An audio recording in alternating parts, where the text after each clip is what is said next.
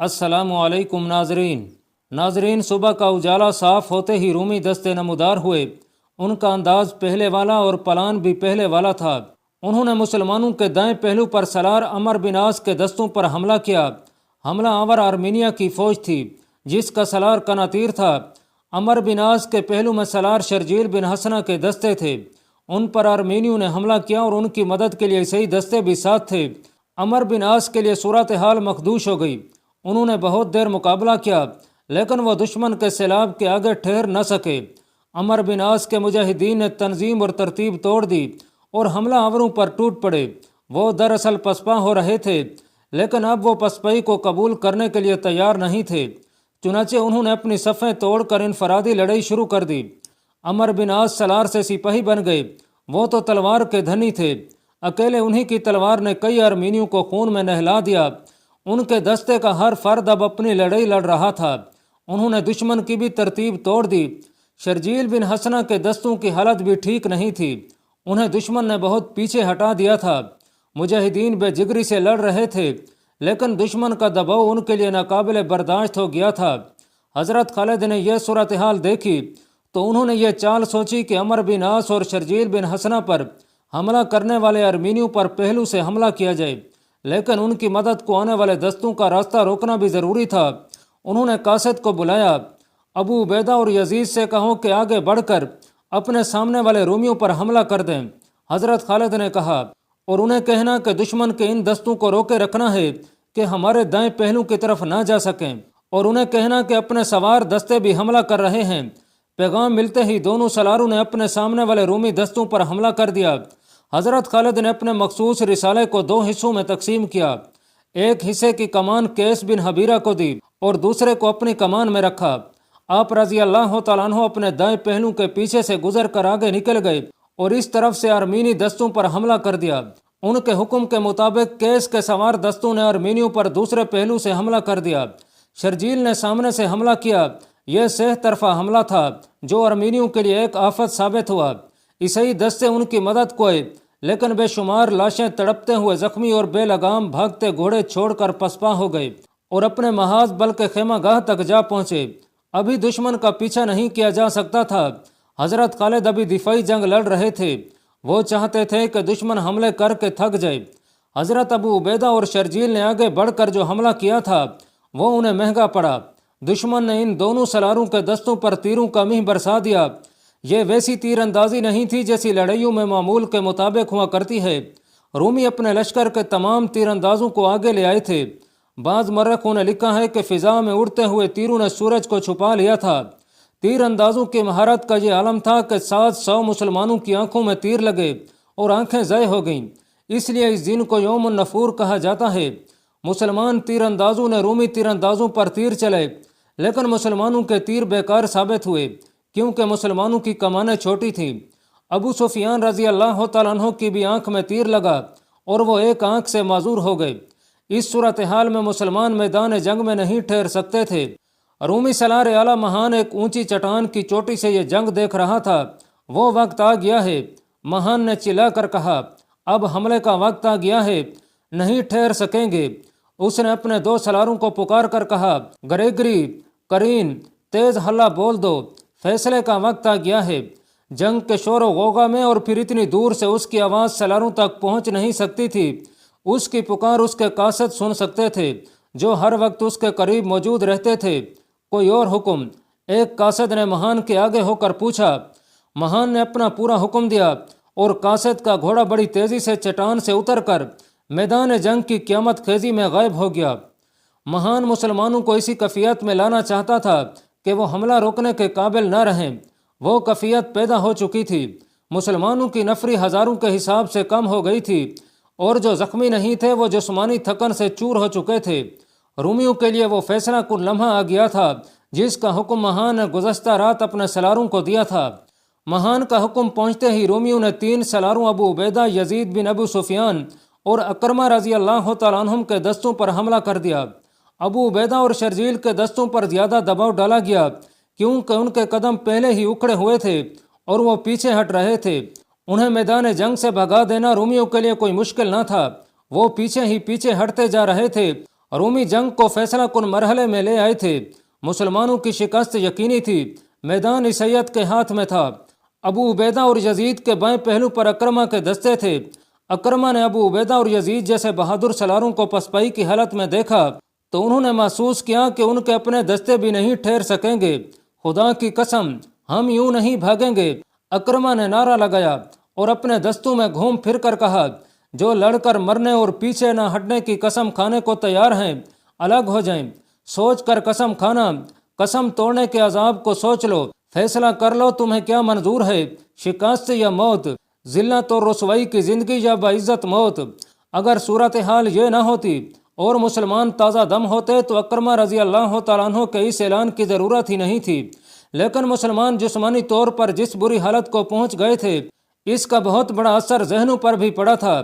یہ دستے پہلی جنگ تو نہیں لڑ رہے تھے، وہ 3-4 برسوں سے گھروں سے نکلے ہوئے تھے اور لڑتے ہوئے یہاں تک پہنچے تھے۔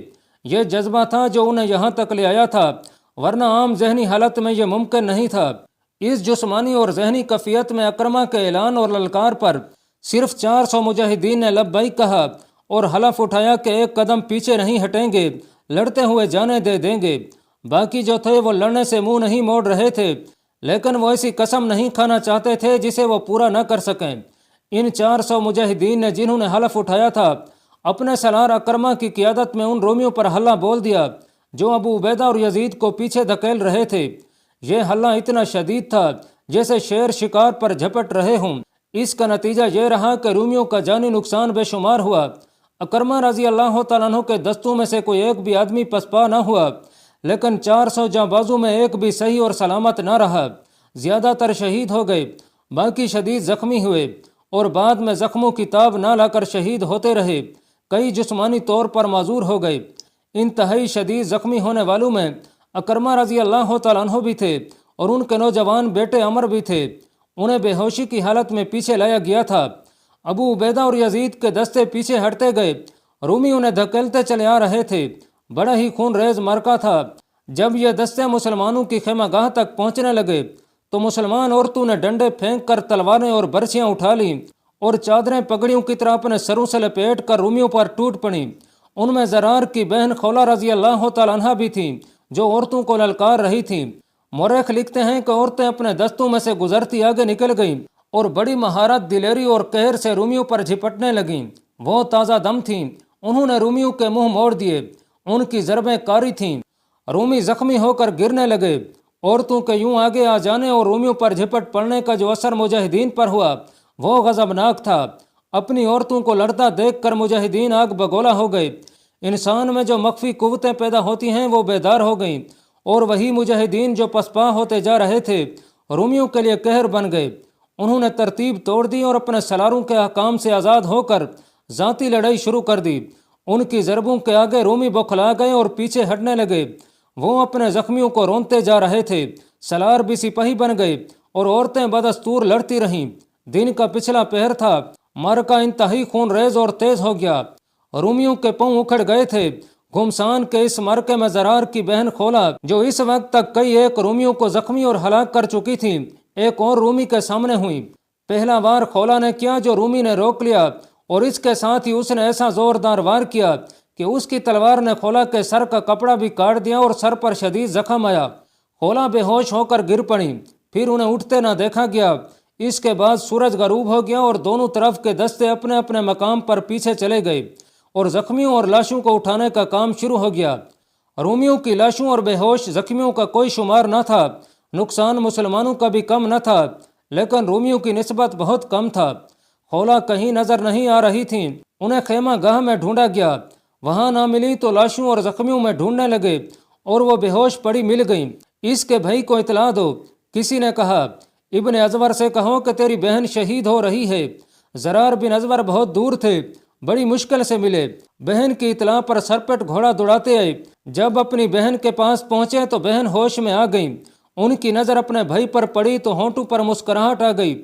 خدا کی قسم تو زندہ ہے، زرار نے جذبات سے مغلوب آواز میں کہا۔ تو زندہ رہے گی۔ زرار نے خولہ کو اٹھا کر گلے لگا لیا۔ خولہ کے سر پر تہ در تہ کپڑا تھا جس نے تلوار کی ضرب کو کمزور کر دیا تھا۔ اگر سر پر صرف اوڑھنی ہوتی تو کھوپڑی کٹ جاتی، پھر زندہ رہنا ممکن نہ ہوتا۔ ناظرین، جنگ کا بڑا ہی ہولناک دن گزر گیا۔ رومیوں کو اپنے اس عزم میں بہت بری طرح ناکامی ہوئی کہ آج کے دن جنگ کا فیصلہ کر دیں گے۔ ان کی نفری تو بہت زیادہ تھی، لیکن اس روز ان کی جو نفری ماری گئی تھی اس سے ان کا یہ فخر ٹوٹ گیا تھا کہ وہ مسلمانوں کو ہمیشہ کے لیے کچل ڈالیں گے۔ مسلمانوں نے جس طرح اپنے سلاروں سے آزاد ہو کر ان پر حلے بولے تھے، اس سے وہ محتاط ہو گئے تھے۔ رومیوں کے لشکر میں سے زیادہ جو مارے گئے یا شدید زخمی ہوئے تھے وہ عیسائی اور ارمینی اور دوسرے قبائل کے آدمی تھے جو رومیوں کے اتحادی بن کر آئے تھے۔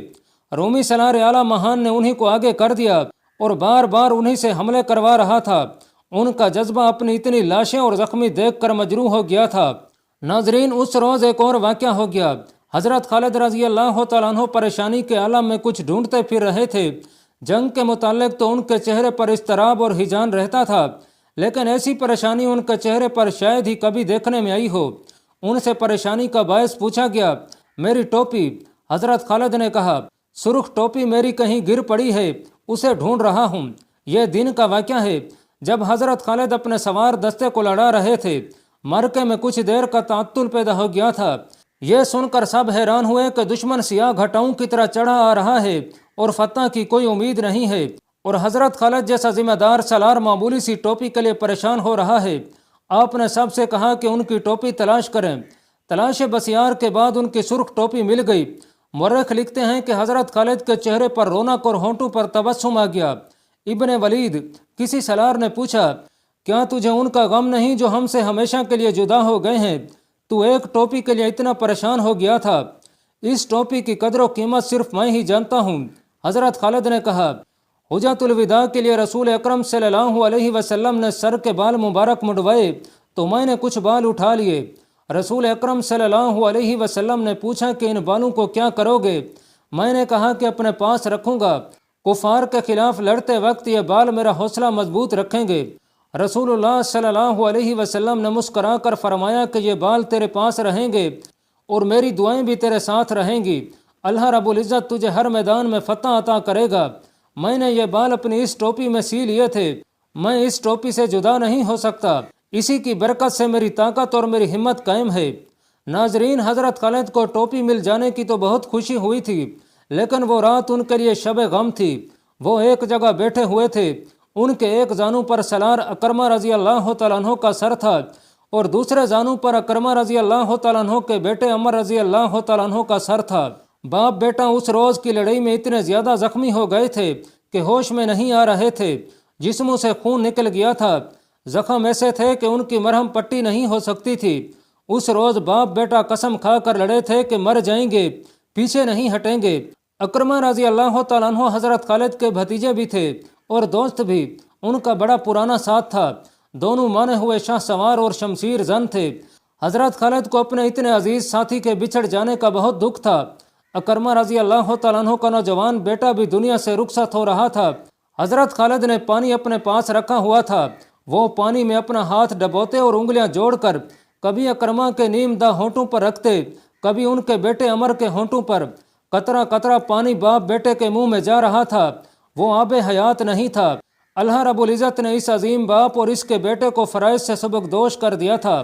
اس طرح اکرمہ رضی اللہ تعالیٰ عنہ اور اس کے فوراً بعد ان کے بیٹے نے حضرت خالد رضی اللہ تعالیٰ عنہ کی گود میں سر رکھے، جانے جانے افریح کے سپرد کر دیں۔ حضرت خالد کے آنسو نکلے۔ اکرمہ اور ان کے بیٹے کی شہادت معمولی قربانی نہیں تھی۔